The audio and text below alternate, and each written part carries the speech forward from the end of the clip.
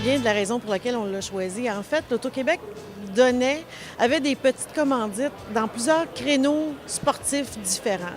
Et à un moment donné, on regardait ça, les retombées de ça pour l'organisation n'étaient pas fortes, puis pour les organismes à qui on donnait des sous non plus, parce que c'était des petits montants à gauche, à droite.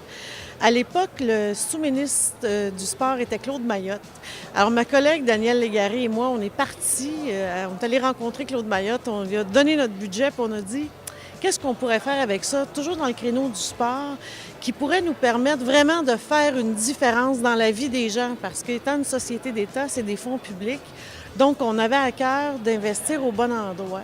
Puis on voit bien aujourd'hui que Claude Mayotte connaissait le sport pas mal et les besoins aussi sur le plan sportif. Donc, c'était une rencontre, puis je vous dirais que c'est un programme qui a vraiment été taillé sur mesure pour l'Auto-Québec. Ça nous ressemble beaucoup. Mais encore une fois, c'est un excellent programme pour nous.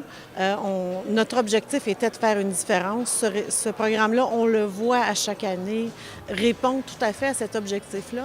Puis en fait, maintenant, on est rendu à dire comment on pourrait l'amener plus loin pour les athlètes, les faire connaître davantage parce que c'est tellement inspirant. Pour un paquet de gens qui pourraient se décourager facilement, on voit les gens qui soit de naissance ou ont eu des malheurs dans leur vie. Il faut faire connaître ces athlètes-là parce que ce sont des modèles d'excellence pour nous et ça devrait l'être pour un paquet de citoyens aussi, pour voir comment finalement notre vie est simple à nous.